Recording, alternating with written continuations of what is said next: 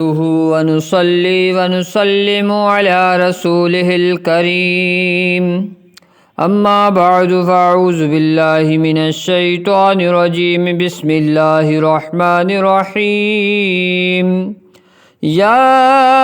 أيها الناس قد جاءكم برهانكم من ربكم وأنزلنا إليكم نورا مبينا الحمد لله رب العالمين وهو خير الناصرين والحمد لله رب العالمين۔ اے لوگو، بے شک تمہارے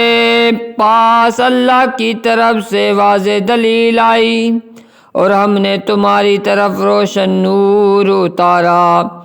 اللہ کریم نے اس آیت کریمہ میں برہان یعنی دلیل سے مراد نبی علیہ السلام کی ذات مقدسہ ہے۔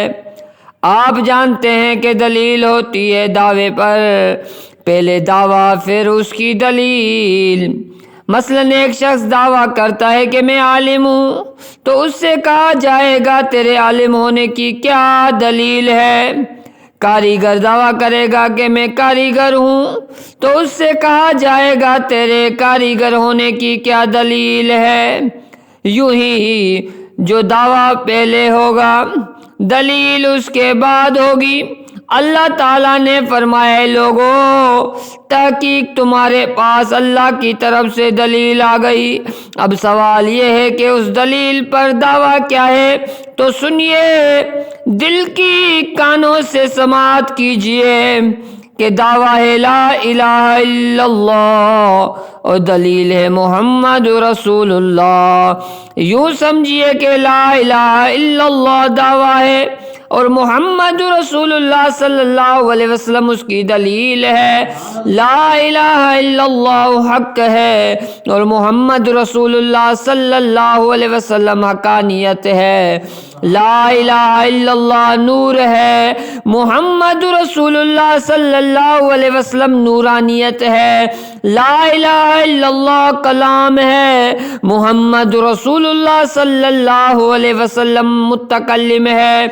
لا الہ الا اللہ ذکر ہے، محمد رسول اللہ صلی اللہ علیہ وسلم ذاکر ہے۔ لا الہ الا اللہ ہدایت ہے اور محمد رسول اللہ صلی اللہ علیہ وسلم ہادی ہے۔ لا الہ الا اللہ ارشاد ہے، محمد رسول اللہ صلی اللہ علیہ وسلم مرشد ہے۔ حضرات کرامی، دعوے کی مضبوطی دلیل سے ہوتی ہے۔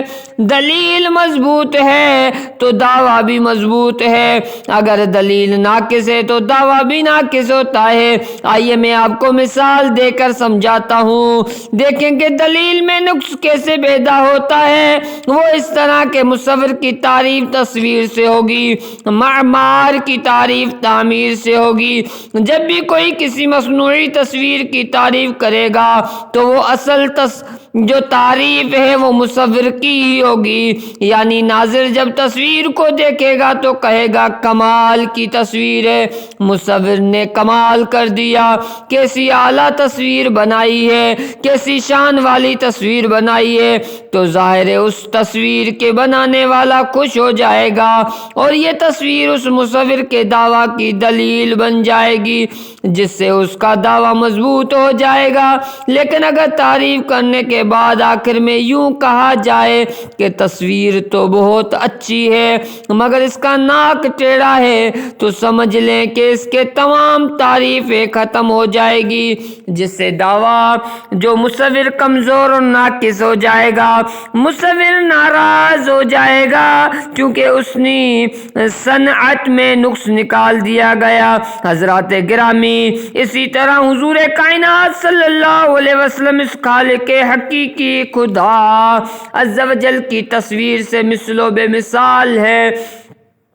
اور خدا وحدہ لا شریک لہ کی دلیل ہے۔ اگر ایک مسلمان اللہ تعالیٰ کی بہت زیادہ عبادت بھی کرے، نمازیں بھی پڑھے، روزے بھی رکھے، لمبے لمبے سجدے بھی کرے، زکوٰۃ بھی دے، صدقات بھی ادا کرے، خیرات بھی کرے، تبلیغیں بھی کرے، لمبے لمبے سجدے بھی کرے، تو لازمی طور پر اللہ تعالیٰ خوش ہو جائے گا۔ مگر جب ساری عبادتیں کرنے کے بعد آخر میں دلیل یعنی خدا محمد رسول اللہ صلی اللہ علیہ وسلم کے متعلق یہ کہہ دے کہ وہ تو دیوار کے پیچھے کا علم نہیں رکھتے معاذ اللہ، کسی چیز کے مالک و مختار نہیں معاذ اللہ، اور ہماری مثل ایک عام بشر ہیں، تو پھر سمجھ لیں کہ دلیل خدا میں نقص آ جائے گا اور دعویٰ لا الہ الا اللہ کمزور پڑ جائے گا۔ پھر اسی طرح اللہ تعالیٰ اس سے ناراض ہو جائے گا جس کے اس کی ساری کی ساری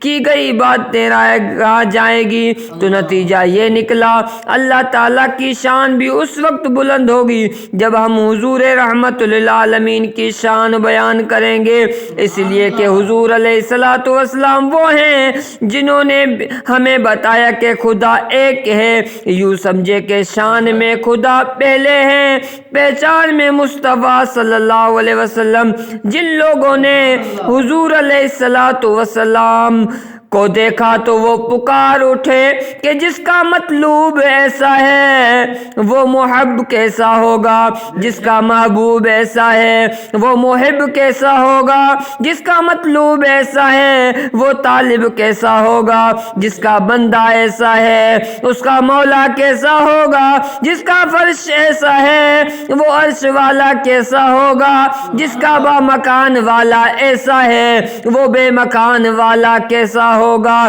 جس کا با صورت والا ایسا ہے وہ بے صورت والا کیسا ہوگا، جس کا مصطفیٰ ایسا ہے اس کا خدا کیسا ہوگا، وہ مصور کیسا ہوگا جس کی یہ تصویر ہے، سر سے لے کر پاؤں تک تنویر ہی تنویر ہے۔ یہاں ایک سوال ہے، وہ یہ کہ اللہ تعالیٰ نے سابق انبیاء کرام علیہ السلام سے یوں فرمایا؟ نہیں فرمایا کہ محبوب کی باری آئی تو فرمایا دلیل آ گئی۔ حالانکہ قرآن مجید میں اللہ پاک نے ارشاد فرمایا لا نفرق بین احد من رسلی، ہم کسی رسول کے درمیان فرق نہیں کرتے۔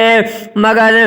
ہم علماء کرام نے برہان کے وہ معنی بیان کے، ایک دلیل اور دوسرا معجزہ۔ تو توجہ کے ساتھ سماعت کیجئے گا کہ حضور علیہ الصلوۃ والسلام سراپائے معجزہ ہے۔ تمام انبیاء کرام آدم علیہ السلام سے لے کر عیسیٰ علیہ السلام تک جتنے انبیاء اور رسول اس دنیا میں تشریف لے آئے، حضرت آدم علیہ السلام معجزے لے کر آئے، حضرت نوح علیہ السلام معجزے لے کر آئے، حضرت ابراہیم علیہ السلام معجزے لے کر آئے، حضرت اسماعیل علیہ السلام معجزے لے کر آئے، حضرت یوسف علیہ السلام معجزے لے کر آئے، حضرت ادریس علیہ السلام معجزے لے کر آئے، حضرت یحییٰ علیہ السلام معجزے لے کر آئے، حضرت موسیٰ علیہ السلام معجزے لے کر آئے، حضرت عیسیٰ علیہ السلام معجزے لے کر آئے۔ الغرض حضرت آدم صفی اللہ سے لے کر عیسیٰ روح اللہ تک 1,24,000 کم و بیش انبیاء اور رسول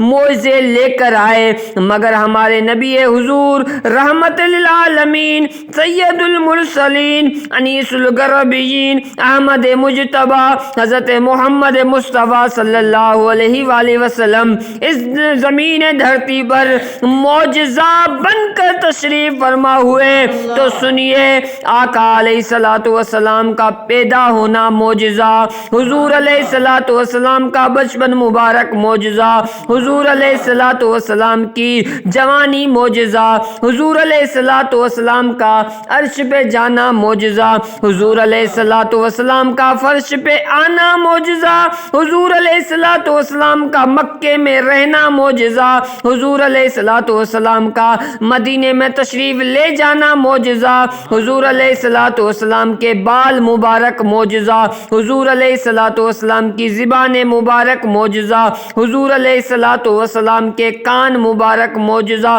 حضور علیہ الصلوۃ والسلام کی آنکھیں مبارک معجزہ، حضور علیہ الصلوۃ والسلام کی ناک مبارک معجزہ، حضور علیہ الصلوۃ والسلام کا دہن معجزہ، سینہ معجزہ، ہاتھ معجزہ، بول و براز معجزہ، حضور علیہ الصلوۃ والسلام کے پاؤں معجزہ، پسینہ معجزہ، حضور علیہ الصلوۃ والسلام کے قدم مبارک معجزہ، حضور علیہ الصلوۃ والسلام کا سارا جسم مبارک معجزہ،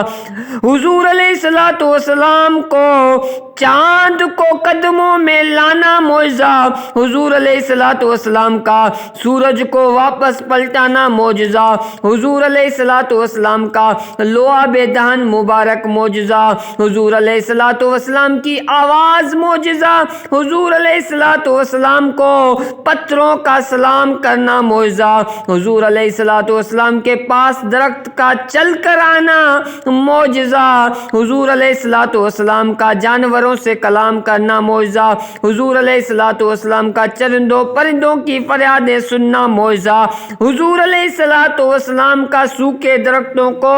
سرسبز کرنا معجزہ، حضور علیہ الصلوۃ والسلام کا کھارے کنووں کو میٹھا کرنا معجزہ، حضور علیہ الصلوۃ والسلام کا بیٹھنا معجزہ، چلنا معجزہ، سونا معجزہ، کھانا معجزہ، پینا معجزہ، حضور علیہ الصلوۃ والسلام کا سونا معجزہ، حضور علیہ الصلوۃ والسلام کا بیدار ہونا معجزہ، بلکہ آپ کی ساری زندگی معجزہ معجزہ معجزہ ہے۔ اللہ کریم قرآن میں فرماتا ہے یا ایھا الناس قد جاءکم برہانکم من ربکم